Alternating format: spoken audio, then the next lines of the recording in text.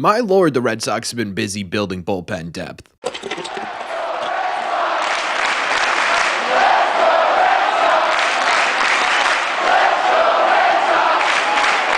What is going on, everybody? Welcome back to Red Sea Radio. My name is Corbin, and in today's video, we're going over the latest trade and signings made by the Boston Red Sox and what it could mean for this 2025 team.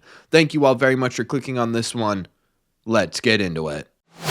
Okay, so like the title says, the Red Sox have actually made a multitude of different moves over the last 48-ish hours, and it's all to do one very important thing, and that is build bullpen depth within this organization. They made some trades, they made some signings, and they finalized some deals as well. We've talked about two guys before, Austin Adams, who's a really good slider thrower, and Robert Stock, who we recently talked about just this week, both finalized their deals with the Boston Red Sox, but that's old news. We know about those guys already. The new players that are coming in, well, or I guess we're going to start with the free agent side of things that were signed recently is one, Sean Newcomb, who the Red Sox picked up on a minor league deal yesterday. Kind of cool. Sean was actually born and raised in Brockton, Massachusetts, so he's coming back and playing for his hometown team, or maybe, right, he's at least going to be in the hometown team's organization at least, so he's close to home, and it's always kind of cool when a player gets to play for the team that they most likely grew up rooting for, so that's good for Sean. And Sean, actually kind of an interesting pitcher because he does have some success at the major league level. He is a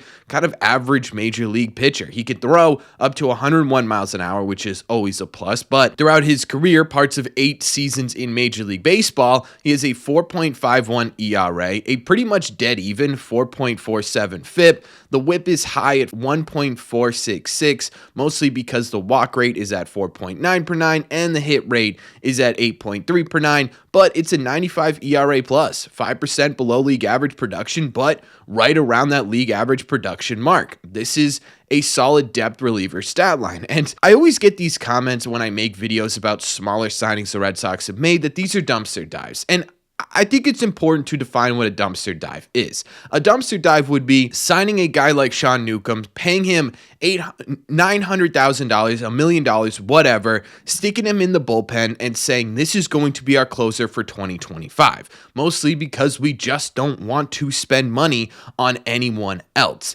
That is not the case with these type of signings. This was a minor league deal, meaning that Sean Newcomb was not signed to be the closer of the Boston Red Sox. He wasn't signed to even be on the Boston Red Sox to start the season. What Sean Newcomb was signed to do was, one, maybe possibly fight it out in spring training, because he did get an invite to spring training this year for the back end of the roster spot. A guy like Chase Anderson was in a similar spot last year. That guy never really got high leverage innings. He was the mop-up victory cigar type reliever. Or two, he's an up and down type player, which is what he's been throughout his career. What that means is, hey, they hit a stretch in August where one of their middle relievers goes down for a week or needs a few days rest. Or maybe they're just having a tough week, right? They've had a week where they've given up 6 earned runs in 5 games. Or maybe the Red Sox have 10 games in a row. It's all against super difficult opponents. They're going to need some extra help in the bullpen. The arms are getting tired.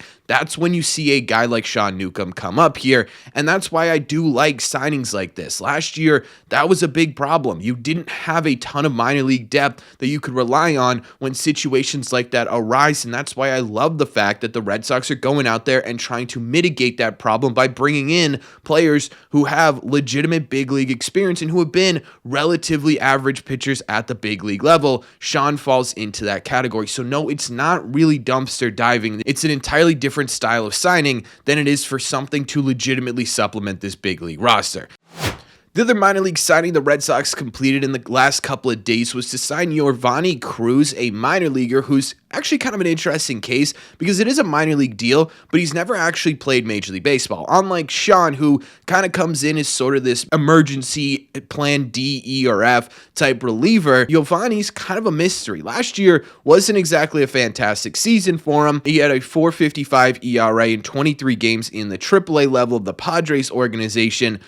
He was giving up a ton of hits, over 10 per 9 innings, striking out about the same actually. So he was striking them out or he was letting them get on base. There was really no in between. But what makes this kind of interesting to me is that before joining the Padres last year, I don't know if it was via a DFA or a trade for cash considerations or something like that. I don't know how he ended up with the Padres. He was in the Cubs organization while Breslow was with the Cubs as well. So him bringing him in here is kind of interesting to me. The statistics weren't fantastic last year, but maybe there is something that Breslow sees in Yovani that he's like, man, I think we can pull that out of him in this Sox organization. He was doing significantly better in the Cubs organization before leaving and joining the Padres, so maybe there is some merit to that. I don't really know what to expect from Yovani this year in terms of what kind of role the Red Sox are going to use him in. I would assume he's probably going to start in AA or AAA and just sort of develop into something there. But if he doesn't, well then fine. That's just another player you're going to end up DFAing once you have to make moves at some point this season, right? Or optioning down to another level or whatever, right? This is a guy you can easily move around.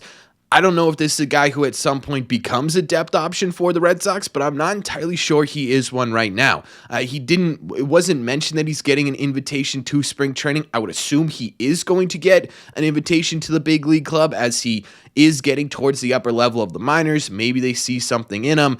Again, if you take a look overall at the statistics, career-wise, it's actually pretty solid. He's a 3.63 ERA through 6 minor league seasons. He does miss some bats for sure at 10.1 per 9, and overall, he doesn't walk a ton of guys either at 3.5 per 9. Again, that's statistically much better than what he did last year. And again, that was all in the Cubs organization with Craig Breslow. So maybe there is something to this signing that Craig sees that no one else can see. So I'm kind of intrigued by Yovani a little bit. I don't know. I'm going to be keeping an eye on him a bit as we get through the major league season. As he develops in minor league baseball, certainly not anybody, again, that's going to be the front-facing name in the back end of this Red Sox bullpen. But again, maybe this is someone midway through the year that they get a call-up in that sort of saves the Red Sox for a weekend or a week or whatever. And finally, the last move the Red Sox have made in the last 24 to 48 hours is a trade. And that was a trade once again with the Pittsburgh Pirates, which involved trading them Chase Shugart in exchange for pitching prospect Matt McShane. Kind of sad to see Shugart go a little bit. He was always super nice to me in Worcester, so a little bit of a personal thing there. He was always said hello, what's up. He was a nice guy.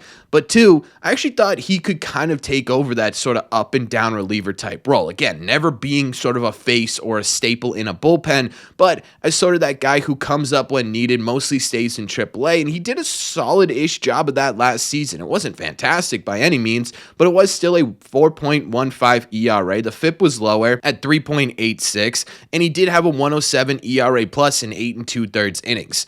That could have been solid up and down depth. Clearly, the Red Sox feel as though they have enough of that. They have made a ton of bullpen depth signings in the past. He was DFA'd, and so they traded him to the Pittsburgh Pirates. Couple of interesting notes here. This is the second time in a row the Red Sox have traded one of their DFA'd players to the Pittsburgh Pirates. It's also the second time in a row the player that they've gotten back from this deal is a prospect that was drafted in the 2024 draft, both of them being pitchers who were picked up in later rounds. Matt McShane was drafted in the 2024 draft in the 13th round by Pittsburgh last year, so no major league experience, no experience in organized professional baseball, but he does have a lot of Cape League experience, so I guess there's that. And taking a look at what he did in college, he was pretty solid. He pretty much strictly was a reliever, which I find kind of interesting, but he had a 3.76 ERA with a 1.396 whip. It was a 3.5 walks per 9 and a 9.4 K per 9. So like I said, pretty solid stats. I actually think this is kind of the smartest move the Red Sox have made in this grouping of moves, and I actually think these kind of moves are really smart in general, right? We've seen it a couple of times this offseason where the Red Sox had to make room on their roster for players that they believed were improvements over what was currently on this roster, and instead of just letting them go and be picked up by another team, they actually got something for them. It's nothing super crazy, right? These are sort of lottery picks, but who knows? Who knows what these draft picks are going to do? Maybe the Red Sox find something in these guys and make them legitimate impact players. Cutter Crawford was a later round pick by the Boston Red Sox. He's now in their starting rotation. at least for now, right? So you never know what you're going to get from these draft picks. I think it's extremely smart by Craig Breslow in this front office to sit there and say, hey, wait a second, instead of just letting these guys go and get picked up on the waiver wire, why don't we try and find some value for them? It doesn't have to be anything crazy, but at least it's something that we can pick up and tangibly use and hopefully improve our pipeline with a little bit. These guys don't have to be superstars for this trade to look really smart. So I actually really like this idea from the Boston Red Sox. Now people are going to say, oh, Corbin, you're beating the PR machine. No, this is just smart baseball. This is a smart baseball move by this Red Sox team. I think overall, looking at these moves, right, they're not superstar moves. No, these guys aren't going to be the faces of the next great Red Sox team. And that's what we've been seeing a lot of lately. And I'm kind of sitting here begging for the Red Sox to give us something a little bit more, right? Give us that big name that we're going to sit there and we're going to say, boy, this could actually push us into World Series contention. They are definitely still out there, and there's definitely time for the Red Sox to still get those guys. But for now, I don't hate the fact that the Red Sox are looking at this bullpen depth and saying there are ways we can improve this right this second so that we don't have to worry about it come spring training. So while they wait on trying to figure out what the next bigger move is going to be, why not fill out some of these smaller moves? It doesn't mean they're only going to be making these smaller moves between now and when spring training starts. It just means that, hey, we've got an opportunity to get these guys in here. Let's get these guys now while we're still worrying about the bigger moves so we don't have to worry about both at the same time. I don't hate any of these signings. I know people sit there, and again, I explain the difference between dumpster diving and something like this, but they're still going to say they're being cheap, they're dumpster diving, they don't want to spend on legitimate free agents. Guys, I hate to break it to you, every team in Major League Baseball needs pitching depth. At this point in where the game is at, there are going to be injuries. There's going to be a lot of roster movement in that bullpen, regardless of what team you are rooting for, and the Red Sox last year were terrible with that. Justin Slade, Chris Martin went down, and the bullpen totally disappeared for the rest of the year. You can't have that happen again, regardless of who is in your bullpen. You need to figure out a way to ensure that if/when guys go down or can't perform, you have options in there to, at the bare minimum, give you league average statistics. And if you watch the Red Sox at any point last season, especially in the second half of the year, these moves should make you very happy because they are trying to avoid exactly what we saw last season. So again, I can't hate these moves by the Boston Red Sox. I don't really understand why people hate these moves in general, but that's just my opinion. So let me know in the comment section down below, what do you guys think? What do you think about the new guys? What do you think about the trade? What do you think about what it potentially means for the Red Sox overall? And am I totally wrong? Is there a reason to hate these moves by the Boston Red Sox? Let me know all your thoughts in the comments down below. As always, if you made it to the end of this video, do me a favor. Make sure you guys have hit that subscribe button if you haven't already. If you're new here, we talk Red Sox content almost every single day. Also, make sure you guys have hit the like button on this video as well. It just simply helps out a ton. It's the best way to let me know you're enjoying the content. Don't forget, if you want to listen instead of watch these episodes, all you got to do is head over to your favorite podcasting app and look up Red Seat Radio. Thank you all very much for clicking on this one, and I will see you in the Red Seats.